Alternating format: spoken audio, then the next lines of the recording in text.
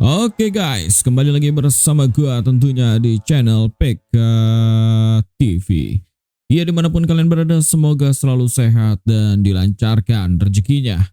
Seperti biasa ya, kita akan mulai lagi di musim yang baru ini dengan membahas prediksi pertandingan.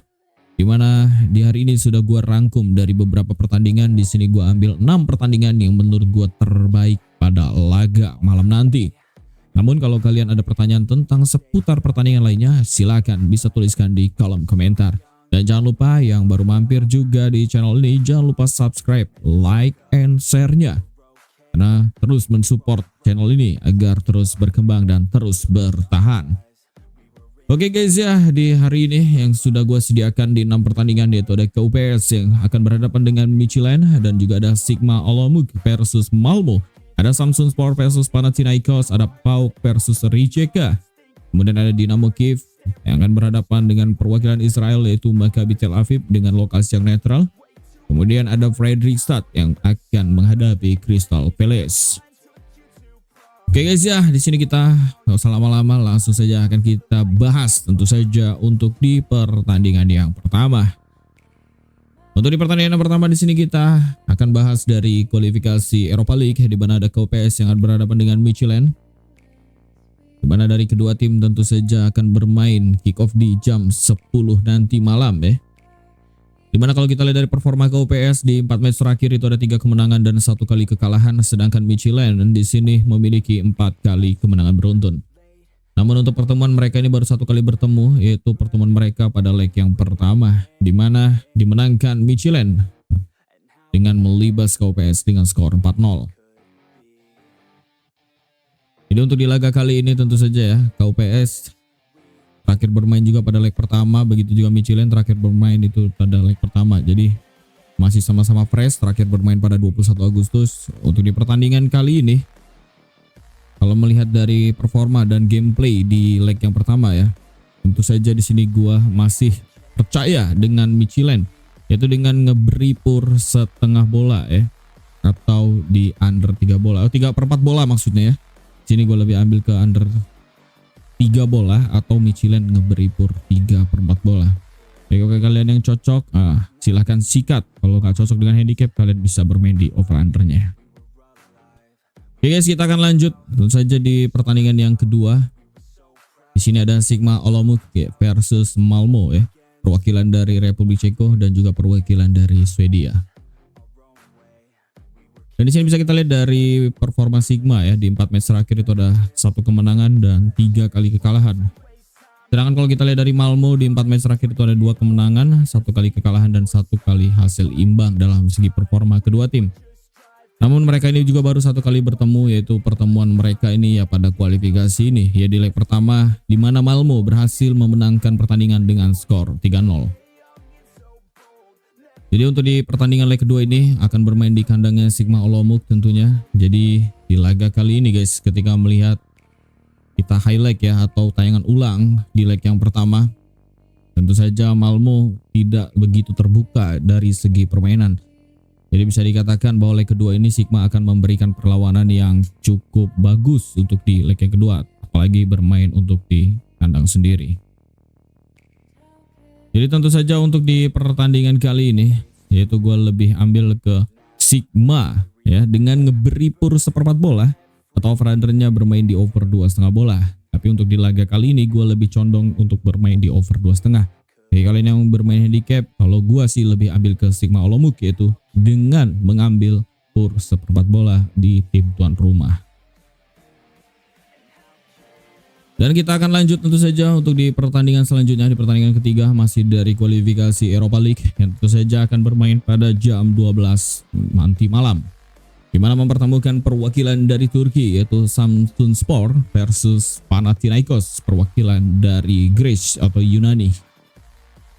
Dimana kalau kita lihat dari performa Samsun Sport di 4 match terakhir ada 3 kemenangan dan 1 kali kekalahan, dan terakhir kalah ya dari Samsun Sport ini pada leg pertama ketika menghadapi Panathinaikos. Sedangkan dari Panathinaikos dalam 4 match terakhir ada 3 kali hasil imbang dan 1 kali kemenangan, dan terakhir menang itu bahkan leg pertama menghadapi Samsun Sport. Untuk head to head itu sendiri dari segi pertemuan mereka ya, itu baru satu kali bertemu juga, yaitu pada leg pertama kemarin berhasil dimenangkan Panathinaikos dengan skor tipis 2-1. Namun kalau kita lihat dari produktivitas gol dari Samsunspor di 4 match terakhir, itu ada 1,3 gol per game yang berhasil dicetak dan ada 0,8 kebobolan per gamenya. Artinya dalam segi defensif Samsunspor bisa dikatakan cukup baik ya. Hampir tidak satu gol. Gak nyampe satu gol bahkan Samsunspor kebobolan. Sedangkan dari Panathinaikos kalau produktivitas golnya cukup minim, yaitu tidak sampai satu gol alias 0,8 per game yang berhasil dicetak ke gawang lawan dari Panathinaikos. Dan pertahanannya tentu saja cukup baik dari Panathinaikos, hanya ada 0,5 per gamenya kebobolan. Artinya hampir tidak kebobolan per gamenya. Jadi untuk di laga kali ini, kalau kita melihat dari pertemuan leg pertama dan gameplay dari kedua tim, untuk di laga ini gue lebih ambil ke Samsunspor ya. Samsunspor yaitu dengan leg-legan atau over-undernya, kalian bisa bermain di over 2,4 bola. Jadi untuk di pertandingan ini gue lebih condong untuk bermain handicap, main di Samsunspor. Dan akan kita lanjut guys pembahasan di pertandingan selanjutnya, di pertandingan keempat, yaitu ada pertandingan PAOK, perwakilan masih dari Greece atau Yunani, yang berhadapan dengan Rijeka, perwakilan dari Kroasia. Dimana dari PAOK di 4 match terakhir ada 2 kemenangan, 1 kali hasil imbang dan 1 kekalahan. Sedang dari Rijeka ada 2 kemenangan dan 2 kali kekalahan. Namun kita lihat dari 3 pertemuan terakhir head to head mereka ini berhasil dimenangkan PAOK 1 kali, dimenangkan Rijeka 1 kali, dan 1 pertemuan sisanya mereka harus berakhir dengan hasil imbang. Namun bisa kita lihat di leg yang pertama ya, di mana Rijeka mampu unggul atas PAOK dengan skor tipis 1-0. Namun kalau kita lihat dari produktivitas gol, di mana PAOK ada 0,5 gol yang berhasil dicetak ke gawang lawan per game ya, dan ada 0,3 kebobolan dari 4 match terakhir. Artinya dalam segi defensif sebetulnya bagus PAOK ini, hanya ada kesalahan saja pada leg yang pertama. Namun kalau kita lihat dari Rijeka, di sini produktivitas golnya jauh lebih baik dibandingkan PAOK karena berhasil mencetak 1,3 gol per game dan ada 1,3 kebobolan. Artinya kebobolan 1 gol ini bisa terjadi ke gawang Rijeka kalau kita melihat dari performa 4 match terakhir. Karena kalau kita lihat dari 4 match terakhir, dia hanya ada 1 pertandingan saja yang tidak kebobolan atau clean sheet ya. Tapi di 3 pertandingan sisanya selalu kebobolan dari Rijeka. Jadi hati-hati nih Rijeka pada laga kali ini. Tentu saja PAOK akan termotivasi ya ketika leg pertama kalah atas Rijeka dengan skor 1-0. Jadi untuk di laga kali ini ya, gue lebih ambil ke PAOK, yaitu dengan ngeberi pur 1 bola atau over-undernya di sini gue lebih ambil ke over 2,5 bola. Tapi untuk di pertandingan ini gue lebih condong untuk mengambil di over 2,5 bola di laga kali ini. Dan tentu saja akan kita lanjutkan di mana tadi yang selanjutnya yang akan kita bahas di pertandingan yang kelima, yaitu ada Dynamo Kyiv yang tentu saja akan berhadapan dengan Maccabi Tel Aviv, di mana kedua tim akan bermain di lokasi yang netral. Ya kan, kick off tentu saja di jam 1 malam ini atau di jam 1 dini hari ya. Dimana kalau kita lihat dari performa Dynamo Kyiv, di sini ada 2 kemenangan dan 2 kekalahan dalam 4 match terakhir, sedangkan dari Maccabi Tel Aviv ada 4 kemenangan beruntun. Dan di sini bisa kita lihat ya dari head to head, dari segi pertemuan mereka dari 6 pertemuan terakhir, di mana Dynamo Kyiv berhasil memenangkan 3 kali, 2 kali hasil imbang dan 1 kali kekalahan atau 1 kali kemenangan untuk Maccabi Tel Aviv. Dan di mana kemenangan perdana Maccabi Tel Aviv itu pada leg pertama berhasil mengalahkan Dynamo Kyiv, yaitu dengan skor 3-1. Kalau kita lihat dari produktivitas gol, di mana Dynamo Kyiv ya, di sini ada 2,5 gol per game yang berhasil dicetak ke gawang lawan dan ada 1,8 kebobolan per gamenya. Sedangkan kalau dari Maccabi Tel Aviv juga produktivitas gol yang cukup baik, di mana 2,5 gol per game berhasil dicetak ke gawang lawan dan ada 1 gol aja kebobolan per gamenya. Jadi dalam segi pertahanan kedua tim ini masih sama-sama rentan ya kebobolan. Jadi skor 1-1 sudah di tangan. Jadi bagaimana nanti hasilnya, kemungkinan besar Dynamo Kyiv yang akan mengotot karena di leg yang pertama dia tertinggal dengan skor agregat 3-1. Jadi untuk di pertandingan kali ini antara Dinamo Kiev versus Maccabi Tel Aviv ya. Di sini gue lebih ambil ke Dinamo Kiev dengan ngeberi pur seperempat bola, karena menurut gue di sini Dinamo Kiev ya akan ngotot comeback dengan saat ini tertinggal dengan skor 3-1. Jadi 1-0 atau 2-0 berhasil Dinamo Kiev. Jadi kalau mau lanjut ke extra time tentu saja Dinamo Kiev harus menang 2-0 pada laga kali ini. Jadi gue lebih ambil ke Dinamo Kiev yaitu dengan ngeberi pur seperempat bola atau over-undernya di under 2,5 bola. Karena prediksi skor gue antara 1-0 atau 2-0 untuk kemenangan Dinamo Kiev kali ini. Oke guys ya, kita akan lanjut di pertandingan selanjutnya, yaitu pertandingan terakhir yang akan kita bahas pada video kali ini, yaitu ada Fredrikstad. Perwakilan dari Norwegia akan berhadapan dengan perwakilan dari Inggris yaitu Crystal Palace.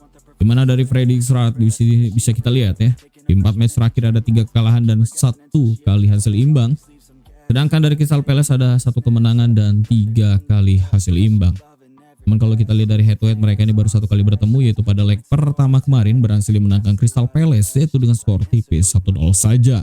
Dan kali ini Crystal Palace harus bertandang ke Fredrikstad ya, ke Norwegia, yaitu di ajang babak kualifikasi Eropa Conference League atau Liga Melon yang biasa kita sebut. Di sini bisa kita lihat dari Fredrikstad ya, produktivitas golnya cukup buruk, di mana ada 0,3 gol yang berhasil dicetak per gamenya dari 4 match terakhir. Bener-bener buruk ya dari Fredrikstad ya. Sedangkan pertahanan cukup rentan, di mana ada 1,5 gol per game kebobolan dari 4 match terakhir. Sedangkan dari Crystal Palace ya, produktivitas golnya hanya ada 1 gol per gamenya. Rata-rata 1 gol yang berhasil dicetak dalam 4 match terakhir, dan ada 0,8 kebobolan per gamenya. Artinya dalam segi pertahanan cukup baik juga nih dari Crystal Palace. Jadi untuk di laga kali ini ya, gue lebih ambil ke over 2,5 bola, atau untuk bermain handicapnya di sini gue lebih ambil ke Crystal Palace dengan ngeberi pur 1/4 bola. Tapi gue lebih condong untuk bermain over 2,5 pada laga kali ini. Karena tentu saja Fredrikstad juga ya tidak bermain untuk bertahan. Kenal ya dari mana tim Liga Norwegia ini selalu bermain terbuka dan akan banjir gol pada laga kali ini. Karena tidak ada pilihan lain dari Fredrikstad yaitu untuk melakukan serangan cepat dan bermain secara terbuka. Jadi kemungkinan besar gol akan banyak tercipta pada laga kali ini. Oke guys ya, mungkin sekian dulu dapat gue sampaikan, dan itu dia 6 pertandingan yang sudah kita bahas di laga kali ini. Bagi kalian ya jangan di skip-skip ya, supaya paham nih ya. Kalau kalian kurang puas bisa tuliskan di kolom komentar, nanti kita akan bahas kembali nih bagaimana jalannya pertandingan dari 6 pertandingan yang sudah kita bahas. Oke guys, mungkin sekian dulu yang dapat gue sampaikan ya. Kita akan bertemu lagi di esok hari. Kemungkinan setiap hari ini gue akan upload ya. Jadi jangan lupa nih subscribe, like, and share-nya. Dan jangan lupa juga aktifkan tombol lonceng notifikasinya. Jadi pas gue upload kalian bisa langsung dapat notifikasi guys ya. Dan bagi kalian juga yang mau join ke dalam grup bisa langsung hubungi nomor yang ada di komentar. Oke guys, mungkin sekian dulu. See you the next time and goodbye.